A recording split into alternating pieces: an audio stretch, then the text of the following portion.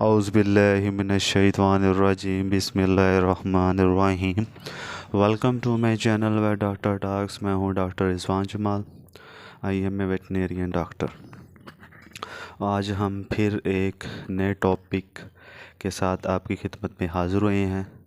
तो आज का जो टॉपिक ऑफ डिस्कशन है ये ऑब्स्टेटिक्स से रिलेट करता है, और इसमें हमने जो टॉपिक ऑफ डिस्कशन है उसको कहते हैं रिटेन्ड फिल्टर मेम्ब्रेन।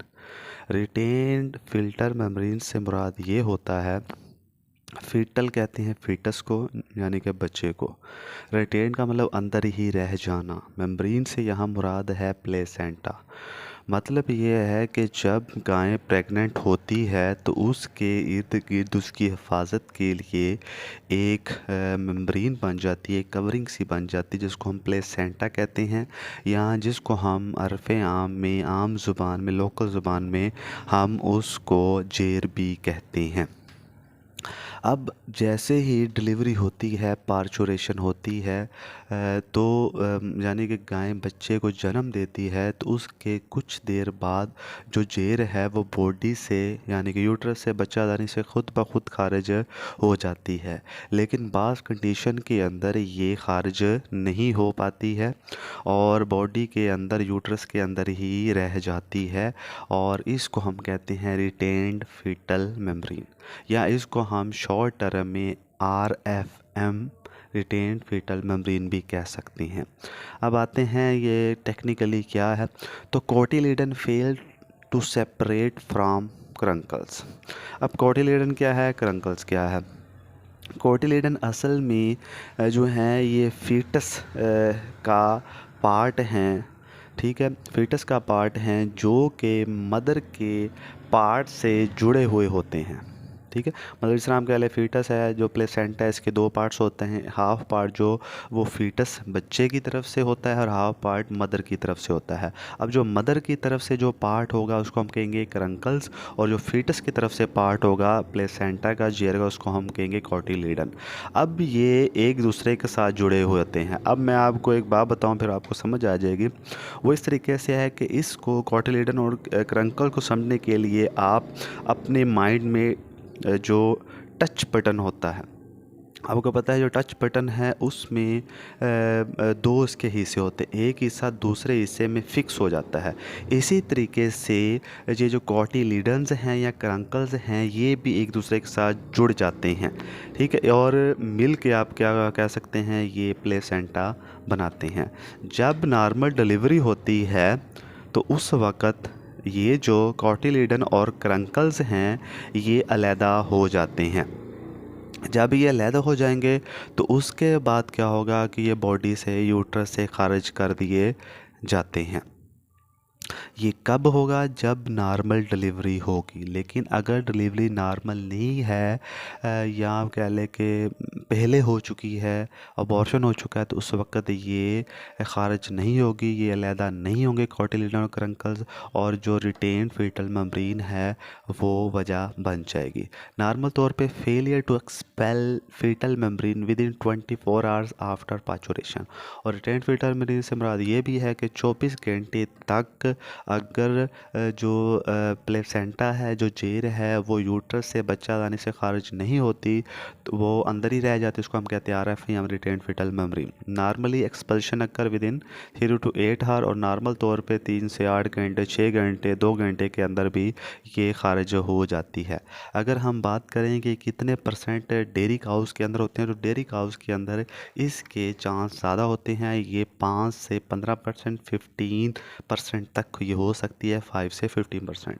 लेकिन अगर हम ये बीफ काऊ, यानी कि जो बीफ पर्पस के लिए फैटनिंग फार्म पे हम, आप कह लें कि होती है, उसके लिए हम अगर इसको देखें तो उसके अंदर इसकी परसेंटेज काफ़ी लो होती है। अब आते हैं इसके काजी की तरफ, कौन कौन सी वजूहात हैं जिसकी वजह से जो फीटस रिटेन फीटल मेम्ब्रेन की वजह बनती हैं। पहले नंबर पे कोई ना कोई इन्फेक्शन हो सकता है।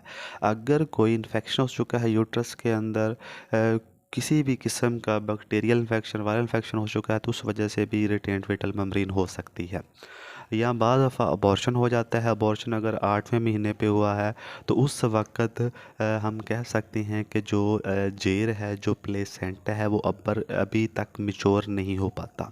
जब वो मैच्योर नहीं होगा, जिसको हम कहते हैं कच्चा है अभी, तो उस वक़्त वो कॉटिलियन और क्रंकल के दरमियान जो कनेक्शन है वो नहीं टूट पाते हैं। इस वजह से अबॉर्शन की वजह से भी जो जेर है, जो प्लेसेंटा, वो अंदर ही रह जाता है। शॉर्ट आर प्रलॉन्ग गेस्टेशन पीरियड, या बाज़ दफ़ा वही बात आ गई कि या तो ज़्यादा आप कह लें कि नॉर्मल गेस्टेशन पीरियड से ज़्यादा वक्त गुजर जाए या बहुत ही कम वक्त गुजरे और उस कंडीशन में प्लेसेंटा मैच्योर नहीं हो पाता, इस वजह से वो खारिज नहीं हो पाता है। उसके बाद यूट्राइन एटॉनी। यूट्राइन एटॉनी से मुराद है कि जो यूट्रस है उसके अंदर कोई प्रॉब्लम आ जाती है, उसकी नॉर्मल आप कह लें कोई जो फंक्शन है वो नहीं रह पाता, इस वजह से भी हो सकती है।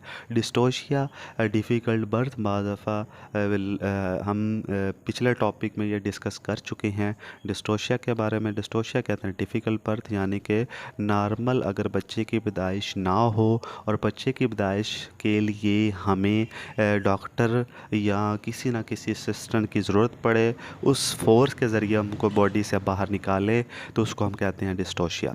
मिल्क फ़ीवर, मिल्क फ़ीवर के अंदर भी हो सकता है, ये भी हम एक डिज़ीज़ अपनी एक प्रीवियस वीडियो में डिस्कस कर चुके हैं। उसके बाद है ट्विन बर्थ। बाज़ दफ़ा जो बच्चे हैं वो जुड़वा पैदा हो जाते हैं, उस वजह से भी हम कह सकते हैं कि ये RFM हो जाती है। अब आते हैं साइन एंड सिम्टम की तरफ कि कौन कौन सी अलामात हैं जो हमें ये बताती है कि RFM हो चुकी है, रिटेन फीटल मेम्ब्रेन हो चुकी है। तो पहले नंबर पे है डिले एंड हैवी ब्लीडिंग। क्या होगा कि यूट्रस से बहुत ज़्यादा मकदार वजाइना से वक्फे वक्फे से और बहुत ही ज़्यादा खून निकलना स्टार्ट हो जाएगा। ठीक है, पहला ये साइन एंड सिम्टम है।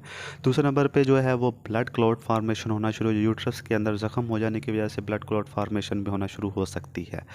जानवर को जो है वो बुखार हो जाता है, फीवर हो जाता है, चिल्स यानी उसको सर्दी लगना स्टार्ट हो जाती है, feeling sick or flu like, और जानवर जो है कमज़ोर सा महसूस होगा, उसको बुखार सा लगेगा, बीमार सा लगेगा और ऐसा भी लगेगा उसको ज़ुकाम वगैरह हो चुका है। और उसके बाद फाउल स्मेलिंग विजाइनल डिस्चार्ज, और जो विजाइना है उससे पस की तरह का या बहुत ही बदबूदार जो पानी सा है, जो मादा सा है, वो खारिज होना शुरू हो सकता है। ये भी एक साइन एंड सिम्टम है। अब आते हैं डायग्नोसिस की तरफ। अगर RFM हो चुके हैं तो हम किस तरीके से अंदाज़ा लगा सकते हैं, डायग्नोस कर सकते हैं, तशखीस कर सकते हैं कि इसको ये RFM हो चुकी है। तो इसको हम साइन एंड सिम्टम की बेस पे हम करेंगे कि अंदर कौन कौन सी अलामात ज़ाहिर हो रही हैं। इसके अलावा जेर का एक टुकड़ा जो है वो वजाइना से बाहर लटकता हुआ भी नज़र आएगा। ठीक है, वो लटकेगा जिस तरह दुम हो रही है, इसके साथ साथ वो लटकता नज़र आएगा, तो इससे भी हम अंदाज़ा लगा सकते हैं कि इसके अंदर जो अभी तक जेर है वो यूट्रस से खारिज नहीं हुई है। अब आते हैं ट्रीटमेंट की तरफ। तो ट्रीटमेंट अगर हमने इसका करना तो इसका वैसे तो कोई ट्रीटमेंट नहीं होता। नॉर्मली तौर पे जब RFM होती है तो 10 दिन के अंदर अंदर जो क्या लें कि क्रंकल और कार्टिलेजन्स हैं, इनकी मैचुरेशन हो जाती है और ये खुद ही इनके दरमियान जो बॉन्डिंग है, जो कनेक्शन है, वो टूट जाता है और ये खुद ब खुद बाहर आ जाती है। इसके लिए नॉर्मल तौर पे हमें तो कोई एंटीबायोटिक वगैरह यूज़ नहीं करनी चाहिए, लेकिन अगर हम कह सकें काफ़ी थोड़ा सा पुराना केस हो जाता है तो उस वक्त हो सकता है कि अंदर पस पैदा हो जाए। तो पस पैदा हो अगर जाए तो उससे बचने के लिए हमें क्या करना चाहते हैं, हमें इंट्रायूट्राइन थेरापी करनी चाहिए। कोई भी एंटीबायोटिक हम यूट्रस के अंदर रख सकते हैं ताकि उसमें कोई सेकेंडरी जो बैक्टीरियल इन्फेक्शन ना हो सके, पायोमेट्रा का केस ना आ सके। पायोमेट्रा क्या है ये हम नेक्स्ट के टॉपिक के अंदर डिस्कस करेंगे तफसील के साथ। अच्छा, उसके बाद अगर रिटेन्ड फीटल मेम्ब्रेन हो चुकी है तो हम चाहते हैं कि वो यूट्रस से खारिज हो, तो उसके लिए हम इंजेक्शन यूज़ कर सकते हैं, जिसमें इंजेक्शन ल्यूटालेज है और प्रोस्टाग्लैंडिन है। अब ये क्या है, ये हार्मोन्स हैं। जैसे ही हम ये इंजेक्शन लगाएंगे तो यूट्रस जो है उसके अंदर उसका जो हम कह सकते हैं मसल हैं वो कंट्रैक्ट और रिलैक्स करना शुरू कर देंगे। ठीक है, जैसे वो कंट्रैक्ट और रिलैक्स करेंगे तो फोर्स पैदा होगी और फोर्स से जो रिटेन्ड फीटल मेम्ब्रेन है वो यूट्रस से बाहर खारिज होना शुरू हो जाएगी। इस तरीके से कंट्रैक्शन रिलैक्सेशन के ज़रिए जो रिटेन्ड फीटल मेम्ब्रेन है वो बॉडी से बाहर खारिज हो जाएगी और इस तरीके से RFM का हम ट्रीटमेंट इलाज कर सकते हैं। और मैं उम्मीद करता हूँ कि आपको ये जो आज का टॉपिक ऑफ डिस्कशन था RFM ये समझ आ गया होगा। इंशाल्लाह नेक्स्ट वीडियो में फिर हम एक नए टॉपिक के साथ, एक इंटरेस्टिंग से टॉपिक के साथ हाज़िर होंगे। तो नेक्स्ट वीडियो तक के लिए मुझे इजाज़त दीजिए। अल्लाह हाफिज़।